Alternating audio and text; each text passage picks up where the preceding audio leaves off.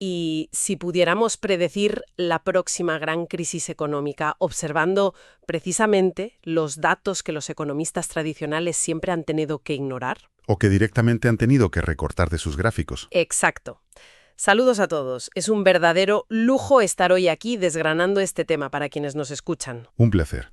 Bienvenidos a este nuevo análisis a fondo, un espacio donde tomamos investigaciones complejas y, extraemos el conocimiento que realmente importa. Hoy tenemos sobre la mesa un documento que promete cambiar las reglas del juego en la macroeconomía. Totalmente. Se trata de un artículo de investigación fechado en junio de 2025, titulado Large Bayesian VARs for Binary and Censored Variables. Los autores son Joshua Chan, de la Universidad de Purdue, y Michael Farhofer, de la Universidad de Viena. Eso es. Y nuestra misión hoy es entender cómo un nuevo y avanzadísimo marco matemático permite a los ordenadores procesar al mismo tiempo eventos de sí o no, como las recesiones, y combinarlos con datos que tienen límites físicos, como los tipos de interés que no pueden bajar de cierto punto, y también, claro, los datos económicos tradicionales. Todo esto para revolucionar nuestra capacidad de predecir el futuro financiero. Es una ambición tremenda. Desde luego. Pero, a ver, aquí tengo que ser transparente desde el minuto 1. Yo mantengo un escepticismo enorme. Como analista soy muy escéptica con estas promesas. Es un escepticismo muy sano. Hombre, es que cuestiono seriamente si unos modelos matemáticos, por muy abstractos y sofisticados que sean, pueden realmente predecir el caos absoluto del mundo real. Digo yo, añadir montañas de datos no crea simplemente más ruido estadístico. ¿De verdad sirve de algo todo este entramado en la práctica del día a día? ¿O es solo un ejercicio académico brillante pero inútil? Te entiendo perfectamente. Sin embargo, este documento es una lectura verdaderamente reveladora que responde justo a esas dudas. Lo que Chan y Farhofer han logrado no es añadir complejidad por el mero hecho de lucirse en la universidad. Ya. Han diseñado una solución algorítmica sumamente elegante a un problema histórico que llevaba décadas frustrando a los bancos centrales.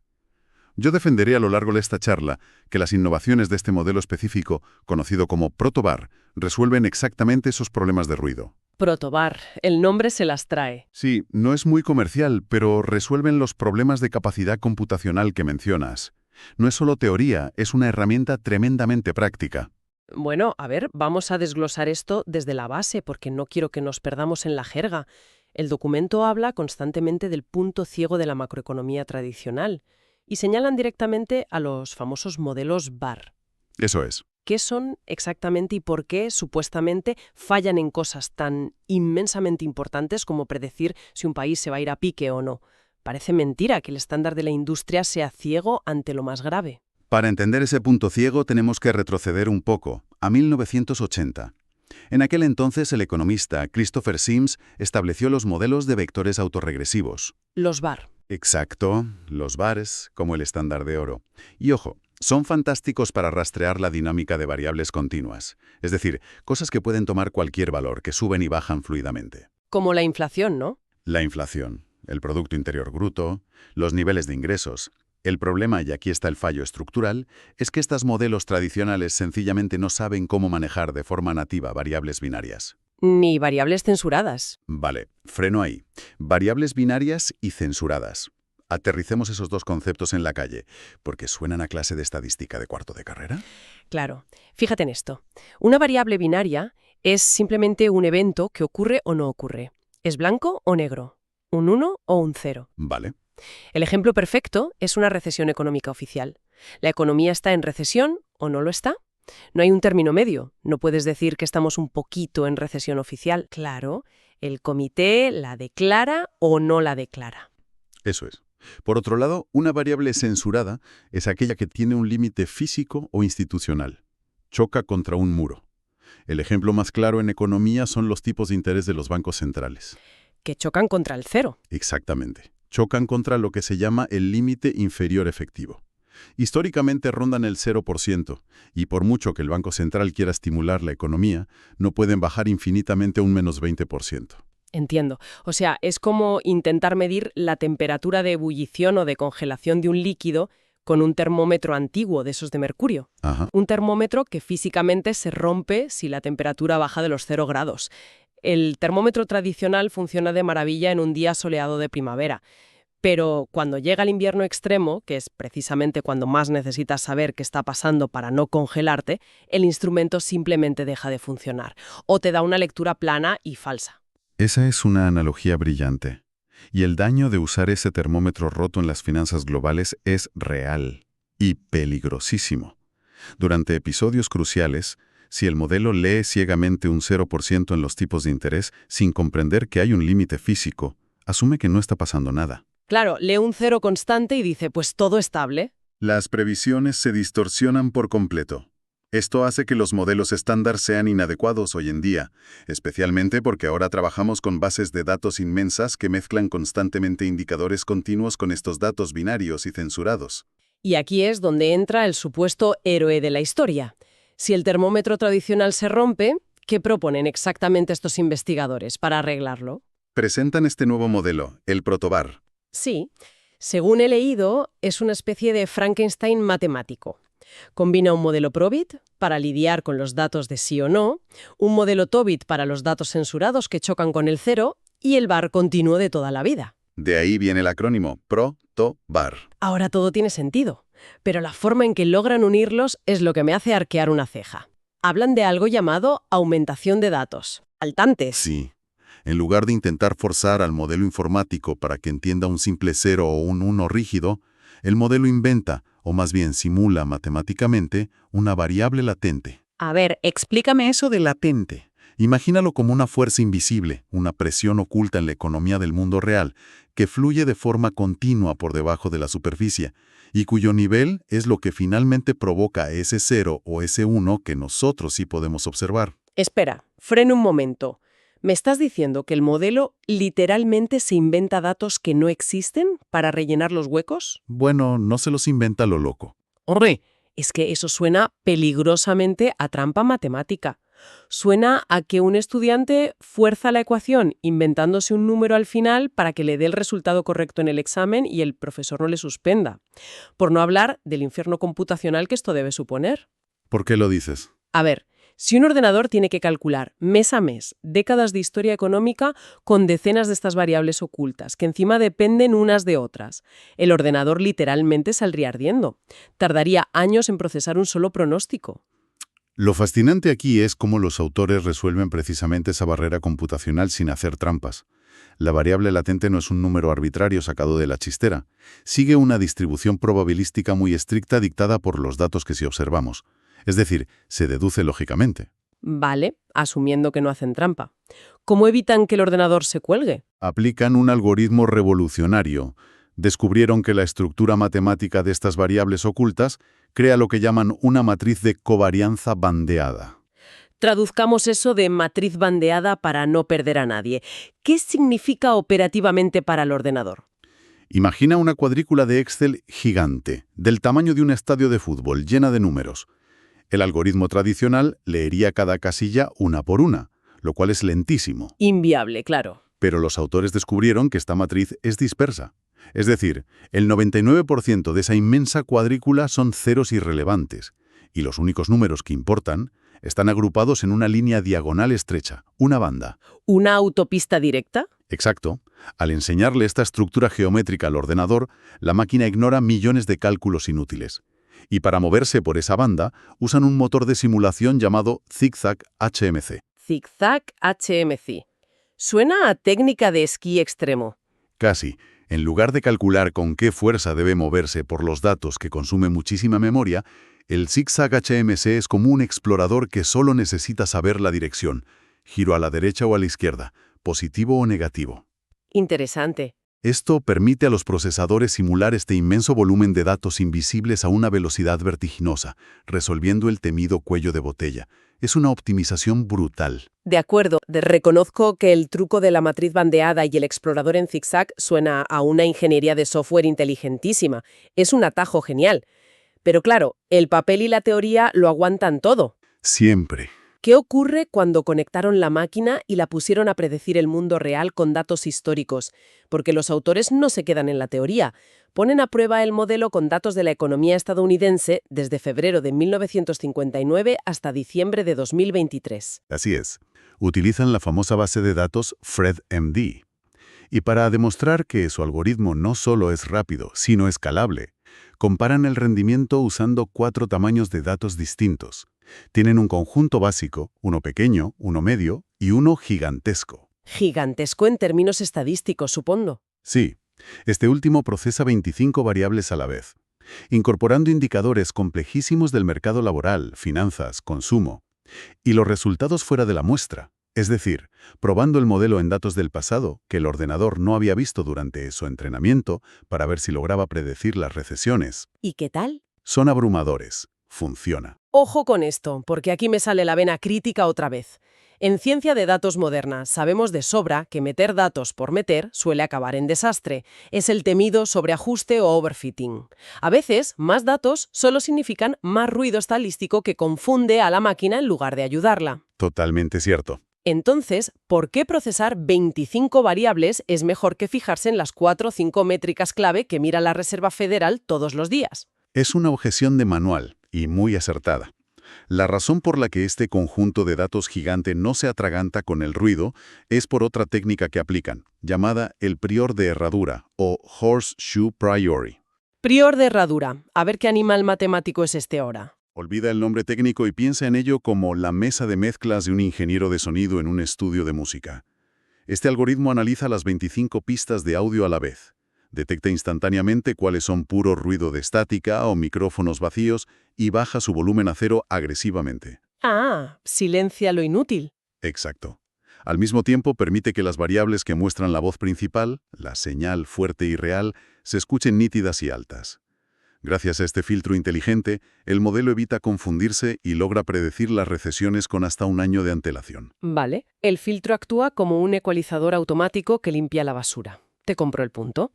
Además, en el texto destacan un concepto clave en estos resultados, la heterocedasticidad, que básicamente es asumir que la volatilidad y el caos de la economía cambian con el tiempo, algo que se volvió innegable tras las locuras que vimos durante la era del COVID. Innegable es la palabra. El modelo Protobar que asume esta volatilidad cambiante aplastó, y la palabra es esa, aplastó a los modelos más simples que asumen que la economía siempre tiene el mismo nivel de riesgo. Los investigadores usan una métrica estándar llamada AUC para medir esto. Área bajo la curva, ¿verdad? Eso es. Explicado de forma sencilla, si la métrica AUC es 1, el modelo es un adivino perfecto que distingue sin fallo entre un futuro de bonanza y uno de recesión. Y el Protobar grande con volatilidad variable logró niveles altísimos de precisión en la época posterior al año 2000, muy por encima de los métodos tradicionales. Aquí es donde se pone realmente interesante para quienes nos escuchan. Porque la teoría estadística está muy bien, pero los autores deciden aplicar esta lupa a los 2 episodios históricos extremos más recientes que todos recordamos. La gran recesión iniciada en 2008 por las hipotecas subprime y la recesión relámpago del COVID en 2020. Sí, son los dos grandes campos de pruebas. Y aquí analizan un subproducto fascinante del modelo, las tasas de interés en la sombra, o shadow rates. Esto conecta directamente con lo que hablábamos al principio del termómetro roto. En el mundo real, cuando los bancos centrales bajan los tipos de interés al 0% y la economía sigue hundiéndose, no se cruzan de brazos y se van a casa. Desde luego que no. Empiezan a inyectar dinero. Compran bonos masivamente, lo que llamamos flexibilización cuantitativa. Como decíamos, un modelo anticuado lee un 0% y piensa, ya no están estimulando más la economía. Se queda ciego. Claro. Pero el Protobar, usando su variable invisible, calcula la tasa en la sombra. Es decir, responde a la pregunta de si los tipos de interés pudieran romper el límite físico y bajar a números negativos, ¿en qué nivel estarían realmente dado todo el dinero extra que están inyectando? Y los gráficos que muestra el estudio sobre esto cuentan 2 historias opuestas que ponen los pelos de punta. Fíjate en el contraste. Durante la gran recesión de 2008, la tasa en la sombra, calculada por el modelo, fue bajando lentamente, agonizando mes a mes, hasta llegar a un modesto menos 2% allá por 2011. Y luego tardó una auténtica eternidad, hasta 2016, en asomar la cabeza por encima del 0 otra vez. Fue una agonía lenta. Exacto. Fue un estímulo prolongado, pero moderado. Ahora, si lo contrastamos con el shock de la pandemia en 2020, el panorama es otro universo. El gráfico muestra que la caída de la tasa en la sombra fue como saltar de un avión sin paracaídas, rápida, masiva, brutal. ¿Reflejaba el pánico absoluto? Reflejaba una intervención de los bancos centrales históricamente agresiva para evitar el colapso total del sistema en cuestión de semanas. Sin embargo, la recuperación y el endurecimiento posterior de la política monetaria fueron casi inmediatos. Para 2022, las tasas reales ya estaban otra vez por encima del cero para intentar apagar la inflación. Es que esto es fundamental. El modelo demuestra matemáticamente que la respuesta al COVID fue un bazooka comparada con la tirita que se puso al principio de 2008. Y ese es precisamente el valor práctico del documento. El modelo permite una lectura matizada y milimétrica de la historia económica reciente, capturando el pulso real del Banco Central y las presiones del mercado, algo que otros sistemas registran simplemente como una línea plana aburrida en el 0%. Fascinante retrospectiva histórica, sin duda. Pero sigamos apretando las tuercas al modelo empujándolo hacia el futuro. Los autores dedican toda una sección a las pruebas de estrés de la Reserva Federal y a la simulación de escenarios del mundo real. Toman el test de estrés adverso que la Fed planteó en 2020, donde les decían a los bancos: imaginad que el desempleo se dispara y la inflación hace cosas raras. Sí, los estresan al máximo. Y luego prueban las proyecciones económicas base de 2023. Y mi pregunta persiste, haciéndome eco de las dudas de muchos analistas. Seguro, yo puedo sentarme en mi ordenador y forzar matemáticamente un escenario apocalíptico, pero ¿qué nos dice eso sobre la vida real? ¿Por qué esto es mejor que lo que ya hacían los bancos? Esta es la pieza que convierte a este avance en algo crucial para las instituciones de políticas públicas. Si recuerdas, antes decíamos que los modelos viejos no sabían qué hacer con un dato binario como el de recesión, sí o no. Antes los analistas tenían que hacer piruetas fuera del modelo para estimar las probabilidades de recesión bajo estrés. Inventarse parches. Parches, exactamente. Lo que aporta el protobar es, esencialmente, un botón mágico de simulación integral. Al imponerle las restricciones duras del escenario de 2020, el modelo, por sí solo, y analizando todas esas relaciones ocultas, predice automáticamente una probabilidad sostenida altísima de recesión profunda durante años. Y todo integrado. Todo integrado. En cambio, con el escenario de 2023, dibuja una recuperación clásica en forma de V. O sea que, por fin, tienen un simulador de vuelo completo donde pueden tocar un botón, cambiar una variable y ver cómo reacciona toda la economía, incluyendo si caemos o no en recesión oficial sin que el programa informático se cuelgue por culpa de los topes del 0%. Exactamente. Dota a las instituciones de una coherencia interna que antes no existía. Y eso nos lleva a un concepto vital que observan al hacer estas simulaciones: las asimetrías. Esa palabra, asimetrías, creo que es el clavo final de este análisis, y lo abordan en la última parte del estudio empírico. Analizan qué pasa cuando hay un impacto financiero repentino, un susto en los mercados, medido a través de un indicador llamado prima de bonos en exceso. Y el hallazgo te deja pensando. Sí, los números cantan. Descubren que un aumento brusco del riesgo, concretamente de una desviación estándar, dispara de forma inmediata la probabilidad de recesión en un 20%. Un 20%, de golpe. Si conectamos esto con el panorama general, la clave no es ese 20%. La clave es la asimetría del mundo real. El impacto de un susto financiero no es igual todos los días de la semana. Claro, depende de cómo te pille. Si este aumento brusco del riesgo ocurre durante un periodo de bonanza, cuando las empresas ganan dinero y hay pleno empleo, el daño es sorprendentemente leve. La economía lo absorbe como un simple bache en la carretera. Pero si ese exacto mismo shock, matemático e idéntico, ocurre cerca de una recesión o cuando la economía ya está frágil, el impacto se multiplica exponencialmente y es demoledor. Pensemos en el estallido de la burbuja.com en el 2000, o justo antes de la debacle de las hipotecas en 2007. Tengo que admitir que eso tiene muchísimo sentido práctico.